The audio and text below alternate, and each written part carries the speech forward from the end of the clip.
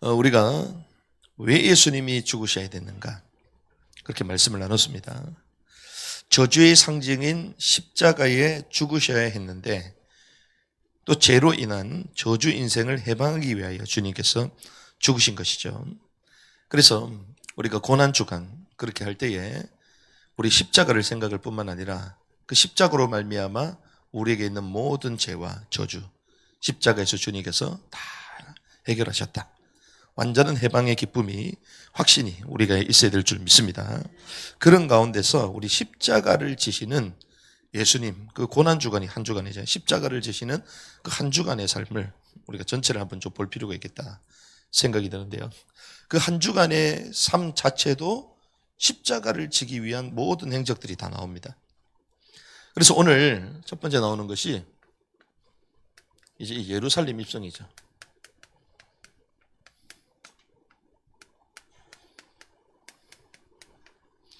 주님께서 십자가를 지시기 위해서 예루살렘으로 입성하십니다.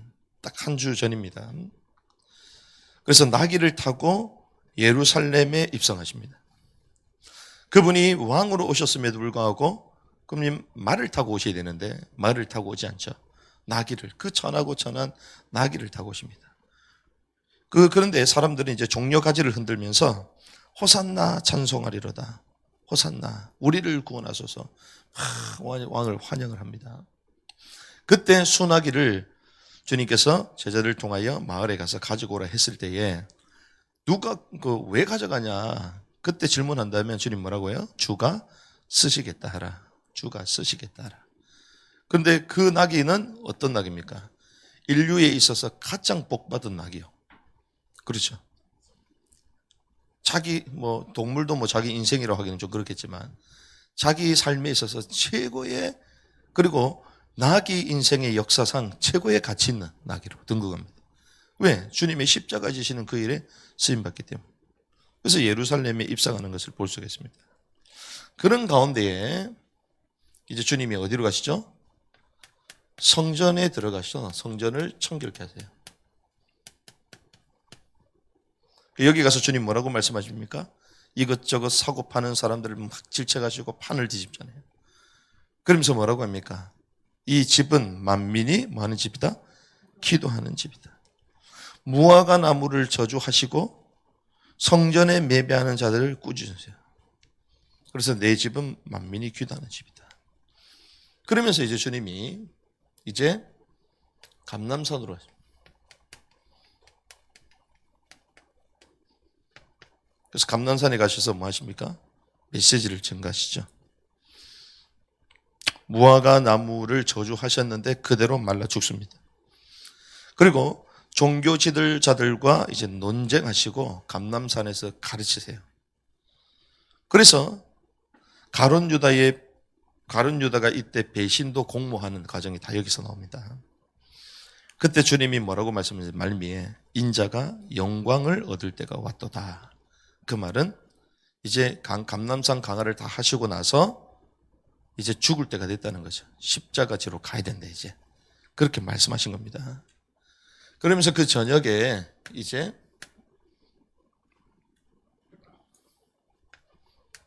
제자들과 최후의 만찬을 합니다. 제자들의 발을 씻기시죠. 그게 세 종로입니다. 세 종로. 나는 너희를 지배하려 온 것이 아니라 섬기러 왔다. 형제를 사랑한다는 것은 발을 씻기는 것이다. 섬기는 것이다. 그러면서 유월절 식사를 나누십니다. 주의 만찬이죠. 유월절 그 식사 자체가 주님의 죽으심을 다 예표하는. 그러면서 성찬을 이제 제정하십니다. 성만찬을 제정하십니다. 그러고 나서 이제 체포되죠. 체포되시면서 신문을 받으십니다. 그때 제자들은 모두가 떠나가고 베드로가 또 주님을 부인하는데요. 특별히 성만찬할 때 주님 뭐라고 해요? 이를 뭐하라? 기념하라. 기념하라 말씀하셨어요. 이를 행하여 나를 기념하라. 그러고 나서 십자가 처형을 당하십니다. 온갖 수모를 다 겪으십니다. 부당한 재판을 받으시고 수모를 겪고 결국에는 사형이 집행이 됩니다. 오전 9시에 십자가에 달리십니다. 오전 9시에 십자가 달리는, 그리고 오후 3시에 이제 돌아가시는데요. 그 시간까지도 실제로 이스라엘의 제사장들이 양 잡는 시간하고 똑같습니다. 똑같이 죽으세요. 왜 그렇습니까? 주님은 세상 죄를 지고 가는 하나님의 어린 양이시기 때문에 그 예표한 그대로 그 시간에 똑같이 죽도록 오후 6시에 시신으로 옮겨지셔. 그때 핵심 메시지가 뭡니까? 엘리 엘리 라마 사막다니, 나의 아버지여 나의 아버지여 어찌하여 나를 버리셨나이까, 그렇게 얘기하십니다. 그래서 운명하시고 나서 이제 무덤에 들어가시죠.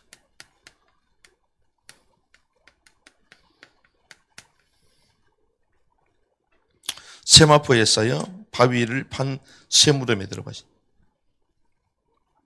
로마 병사들이 입구를 지키고 있습니다.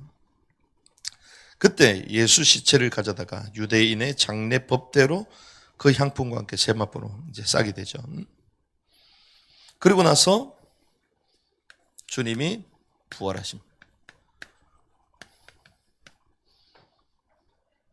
새벽에 여자들이 빈 무덤을 발견합니다. 막달라 마리아를 비롯한 제자들이 부활하신 이제 예수님을 실제로 만나게 되죠. 그래서 거기에 당시에 있었던 군인뿐만 아니라 그 장로들이 거짓말을 퍼뜨립니다. 그래서 부활하사 제자들에게 찾아오셔서 주님 뭐라고 말씀하십니까? 너에게 뭐가 있을지어다? 평강이 있을지어다. 이렇게 말씀하세요. 이것이 사실 예수님이 십자가를 지시는 그 일주일입니다. 일주일. 예루살렘 입성해서 한 주간 동안 일어나는 일이 부활까지 일인데요. 여기서 우리가 봐야 될 것은 이 일주일간의 이 모든 행적, 그래서 아마 제목도 마지막 한 주, 마지막 7 행적 이렇게 볼 수가 있는데, 이 마지막 이 한 주간 동안 이루어진 모든 행적이 다 십자가를 위한 거예요. 십자가. 그래서 십자가를 지심으로 말미암아 주님께서 나무에 달린 자마다 저주받았다 그러잖아요. 저주가 되시고 또 죄가 되사 율법의 모든 요구를 다 이루어서 다 이뤘다고 말씀하십니다.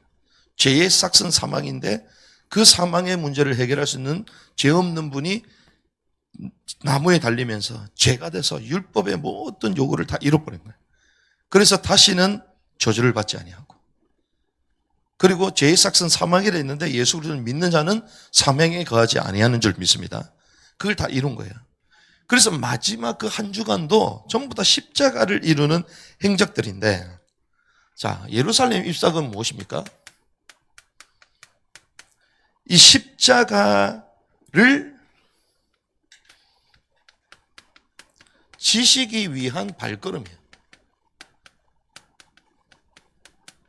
여기에 중요한 포인트들이 있습니다. 요즘 고난주간이라고 일주일간의 행적을 얘기를 많이 하거든요. 그래서 저도 여러분들과 그 일주일의 행적들을 하나씩 할까 고민을 하다가 어차피 내용들이 잘 정리되어 있는 내용이 많습니다. 그 정리된 내용들을 그냥 참고하시면 쭉 다 볼 수가 있고, 중요한 거는 그것들이 오늘 우리에게 주어지는 메시지가 있다는 거죠. 하나님이 우리에게 주시고자 하는 메시지가 뭐냐. 그냥 내용은 설명입니다. 설명. 근데 여러분들이 그래서 설명을 들으실 필요가 아니라 이 아침에 전체적인 설명 가운데 우리에게 주시는 메시지를 찾아야 된다. 그래서 예루살렘에서 첫 번째 주님 딱 들어오실 때는 어떤 발걸음? 십자가를 지시기 위한 발걸음이에요. 공생의 생애를 끝나고 십자가를 지시기 위한 발걸음. 우리의 삶이 어때 됩니까? 십자가를 지기 위한 발걸음이 돼요. 예루살렘에 입성하셨다. 사람을 살리기 위한 발걸음. 십자가는 사람을 살리는 거잖아요. 죄와 저주에서 해방되는 거잖아요. 우리의 발걸음이 죄와 저주 가운데 있는 사람을 살리는 발걸음이 되어야 될 줄 믿습니다. 오늘 하루에 우리의 발걸음이 그런 발걸음이 돼요. 그래서 오늘도 막 간만에 거의 뭐 몇 년입니까? 몇 년 만에 친구가 막 올라온다 그래가지고 또 아는 친구가 막 이제 미국으로 이민 간다네. 우리 고등학교 때 제일 친했던 친구거든. 그 몇 년 만에 만나는 거야. 그래서 그렇구나. 갑자기 왜 연락이 왔을까 생각을 하다가도 그렇구나. 이 친구들이 신앙생활을 지금 어떻게 하는지 모르겠지만 하나님이 점검하고 소통하라고 하나 보다. 그래서 미국 가면 언제 오냐 이랬더니 뭐 몇 년 동안 안 올 것 같다 얘기하더라고요. 그러냐, 올 계획이 없다 하더라고. 그렇구나. 우리의 발걸음, 만난 모든 것이요, 십자가를 지시게 하는 발걸음. 우리 리뉴젠들이 점심때 단일 전도 가잖아요. 그게 다 뭡니까? 십자가를 지시기 위한 발걸음처럼 죄와 저주 가운데 놓여 있는 그들을 살리는 발걸음으로 가는 거예요. 그래서 뭐 학교에 대한 거 그거 자료 주는 것 자체가 바로 그겁니다. 왜? 그걸 통하여 오는 자들은 여기서 복음을 들을 수밖에 없거든요. 그러면서 뭐 하십니까? 성전을 정결케 하십니다. 만민은 기도하는 집이라고 그러잖아요. 자, 십자가를 지려면 어떻게 됩니까? 십자가를 질 수 있는 청결한 몸이 필요한 거예요. 십자가를 질 수 있는 청결의 삶이 우리 가운데 회복되어야 될 줄 믿습니다. 청결된 자신의 몸이 필요한 것입니다. 뭐로 가득 찼습니까? 엉뚱한 것들로 가득 차 있잖아요. 매매하는 것으로 가득 차 있잖아요. 세상적인 걸로 가득 차 있잖아요. 과연 전도자의 삶을 살 수 있을까요? 말은 전도자지만 전도자로 살 수가 없어요. 우리 마음 생각에 다른 것들이 가득 차 있기 때문에.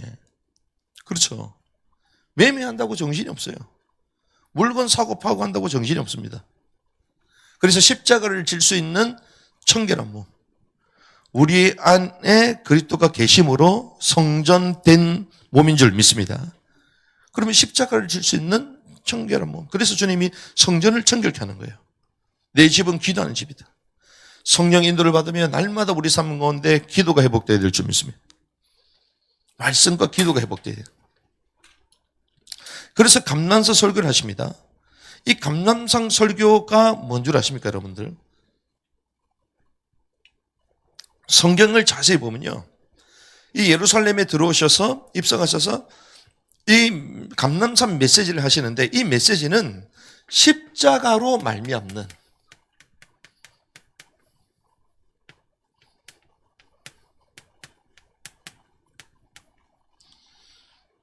왕국의 미래를 알리십니다. 뭐 혼인잔치 비유부터 해가지고 다 나오잖아요. 그게 뭡니까? 왕국의 비유예요. 양왕국. 하나님의 왕국에 대한 메시지를 계속 말하십니다. 혼인잔치 비유 나오잖아요. 다 여기서 나옵니다. 그래서 앞으로 하나님의 왕국이 이루어질 것이다. 십자가로 인하여 모든 영의 구원을 행하시고 난 이후에 주님이 이 땅에 다시 오셔서 어떤 하나님의 왕국이 이루어질 것이다. 거기에 대해서 전부 다 말씀하시는 겁니다. 최후의 만찬은 무엇입니까? 십자가로 인해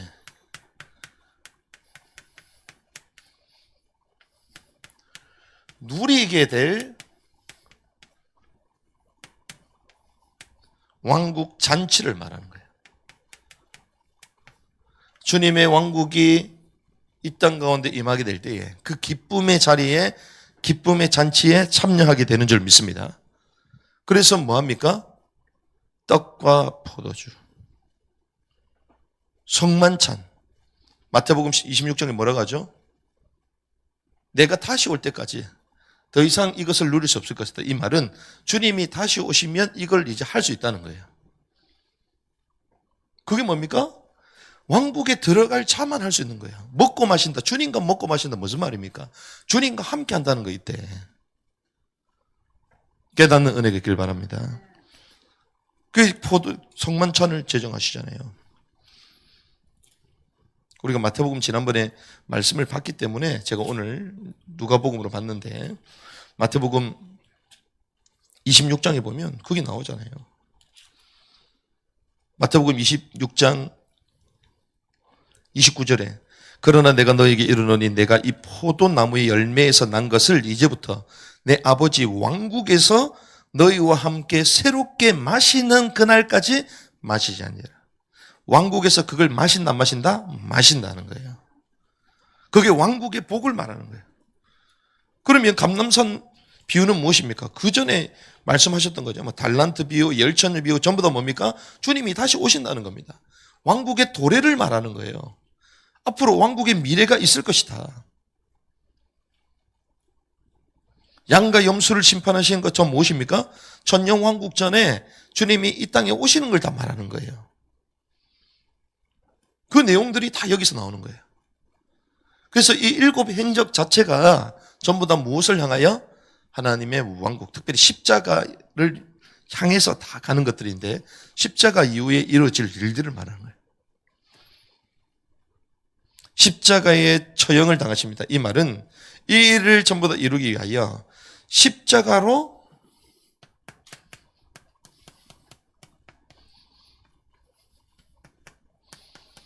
율법의 모든 요구, 율법의 요구를 이루시고 영을 구원하시는 거예요. 이게 뭡니까? 십자가체. 영의 구원을 이루시는 거예요. 왜? 이 모든 왕국의 비밀을, 이 축복을 누리려면 영의 구원받아야 되니까. 주님이 그 요구를 다 이루신 것입니다. 무덤에 계셨습니다. 그래서 주님은 십자가로 옥에 있는 영들에게 승리를 선포하는 거예요.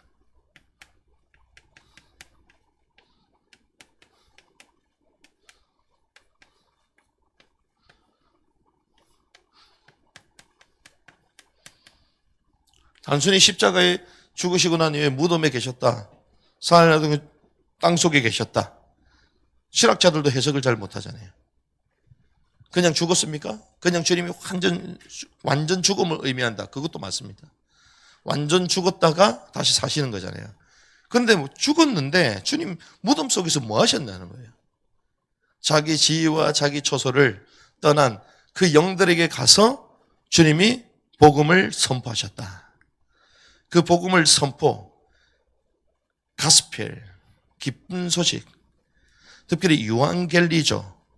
복음을 설명한 것이 아니라 케루소, 일방적인 승리를 선언하다. 케루소라는 단어가 쓰여져요. 케루소는 뭡니까? 네피림을 형상하게 만들었다. 자기 지위와 자기 처소를 떠났던 그 타락한 천사들을 향하여 주님이 선포하신 거죠. 승리를 선포하신 거예요. 그 무덤에서 하신 거예요. 무덤. 그 십자가로 오게 있는 영들에게 승리를 선포했다. 율법의 요구를 다루 영을 이루시고 그러므로 말미암아 우리에게 도래될 하나님의 왕국 비밀을 알려주시고 그래서 그 십자가를 질 수 있는 몸으로 준비되시고 그 길을 시작하신 거예요. 그래서 부활은 무엇입니까? 십자가로 옛 날은 패해졌다는 거예요. 무슨 말입니까? 부활주일이죠. 부활절이잖아요. 옛날이 무엇입니까? 십자가로 옛날은 안식의 날이잖아요. 구약은 전부 다 폐해졌습니다. 무슨 말입니까? 안식일 날 부활하신 것이 아니라 안식 후 첫날 부활하셨잖아요. 여덟의 날. 무슨 말입니까? 구약의 옛날은 폐해진 거예요. 옛날을 폐하셨다는 거예요. 새 날을 주신 줄 믿습니다. 그래서 우리가 언제 예배드려요? 주일날, 새날, 안식 후 첫날, 8일날. 그걸 예배드린 것입니다. 구약은 무엇입니까? 7일날 안식이 있잖아요. 7일. 천지 창조 보면 7일날 안식하잖아요. 유대인들에서 가장 큰 날이 안식일. 그런데 구원받아 하나님의 백성은 안식 후 첫날이 가장 큰 날이에요. 초대교회도 그때 예배드렸습니다. 바울도 그때 예배드렸습니다. 그 성경에는 8일. 그 8일이 뭡니까? 부활의 날. 그래서 시편에도 예언이 됐죠. 이 날은 여호와의 날이다. 기뻐하라. 이 날은 주님이 지으신 부활의 날을 말하는 거예요. 그래서 옛날은 폐해지고 새 날을 제정하신 줄 믿습니다.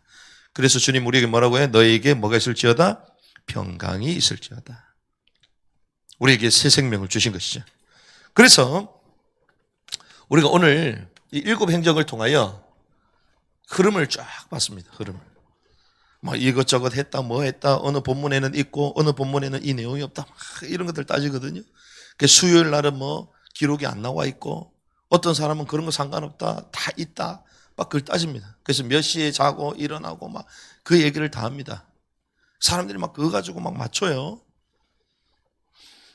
그래서 유대인들이 보는 시간은 좀 다르다, 막 많은 얘기를 합니다. 그거 다 중요한 겁니다. 하지만 진짜 중요한 거는 하나님이 그 행적들을 통하여 우리에게 오늘 주시고자 하시는 메시지겠다는 거예요.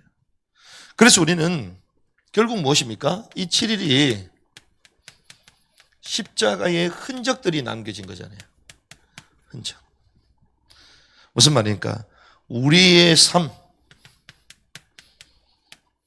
우리의 발걸음, 이것이 구속과 하나님의 왕국 상급을 향한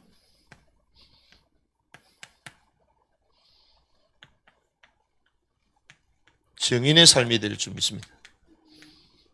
이게 결론이에요. 주님이 이 삶을 사신 거예요. 마지막 십자가의 흔적을 남기셨습니다.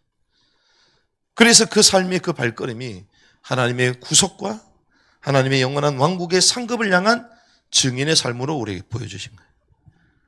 그 삶이 저와 여러분들의 삶이 되어야 될 줄 믿습니다. 십자가의 그 흔적을 남기신 주님, 하나님의 왕국 미래를 위하여 모든 메시지와 삶과 준비를 다 하신 주님, 하나님 그런 삶이 우리 삶이 되게 하여 주시옵소서.